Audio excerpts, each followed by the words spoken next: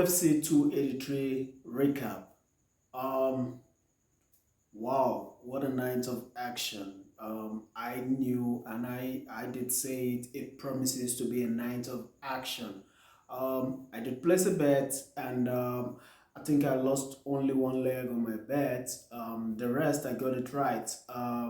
It was Paul Craig versus Johnny Walker, and I picked Paul Craig to win that fight.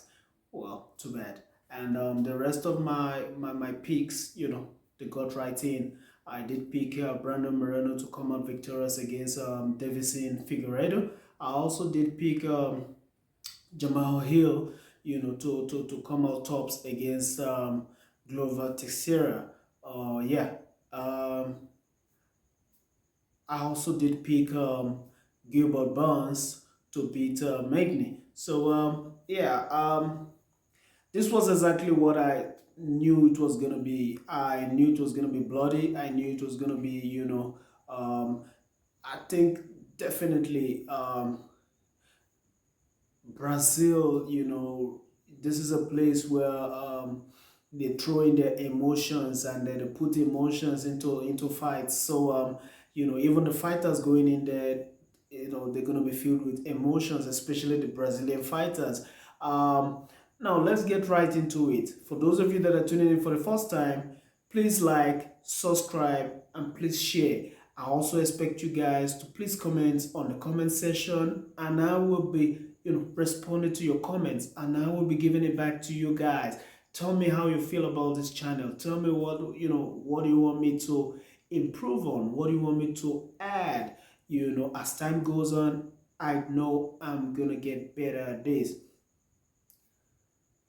Davison Figueredo versus Moreno. Oh wow, what a fight! What a fight! Um, the build up to the fight, I saw a lot of things. I noticed a lot of things. When you want to play, when you want to go into a competition, you tend to look at your opponent and then you see if you can see some sense of fear in their eyes. You can tell by the way they talk, by the way they move, by the way they do certain things. And let me tell you something I figured out. In the countdown, to the match or to the card, I noticed between the both of them, Davison Figueredo was much more nervous than Brandon Moreno. Moreno was as cool as a cat, so to say. You could see his training. He wasn't hesitant about wanting to fight. He wasn't hesitant about doing anything. He believed in himself. He knew it was going to be a war, but it didn't allow him, to get into his head. And then what happened? Davison Figueredo, he forgot all about his tactics. He forgot all about everything. In the trilogy, he was being cornered and coached by Henry Cejudo. And you could see a lot of changes. You could see a lot of adjustments. His timing. You could see he was maintaining a certain distance. Henry Cejudo is one of the masters of maintaining distance. And he taught Davison Figueredo. But I think in this matchup, Davison Figueredo blew it out of caution, and it backfired. He rushed into some punches. He rushed into some takedowns. He hesitated, and it did backfire. He did pay dearly for it. Brandon Moreno was cautious, but he knew where to hit Figueredo. He knew where to get him. He knew what to do. When there was time for a kick, he went in for the kick. When there was time for a punch, he went in for a punch. And then he knew if I had to punch this guy, I would get one back. But what did he do? He dodges it. He took a fade. It was a wonderful match. It was a wonderful match. I knew it. Brandon Moreno was going to come out victorious. There was no two ways about it. Davieson Figueredo was complaining that there was an high poke. I watched it over and over again. It wasn't an high poke. It was beaten.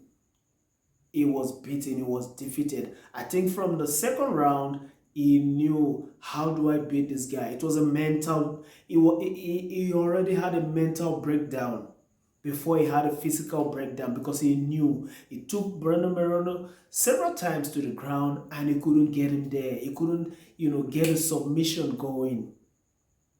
And I felt he thought to himself, how can I beat this guy? How do I beat this guy? He was broken down already. Congratulations to Brandon Moreno. Well deserved. I think we can finally put an end to this chapter.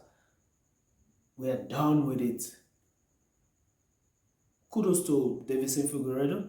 He wants to move up, to bantamweight. All the best. I think he's been having issues keeping up the weight. He's been having issues with the dieting and all that. I think his actual weight is a bantamweight.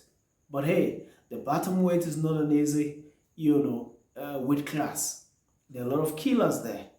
And you heard Henry Cejudo is coming back into the game. So good luck to him. And for the main event, the legend himself, Glover Teixeira versus Jamahal Hill. Wonderful fight. Experience versus youth. But hey, youth won. But the youth won with experience as well. From the get-go, Glover knew that Jamahal Hill had power in his hands. Glover knew that Jamahal Hill can bring down the hammer on him. So what did it? He knew one of the ways to get Jamahal Hill was takedown, was a submission. And I think I remembered in the first round, he tried it several times and it didn't work out. Jamahal Hill is a student of the game. Now, a lot of people have been doubting him. A lot of people have been saying this guy is just a knockout artist. But he did show in the fight that he is ready to learn. He is ready to become a student and to be schooled.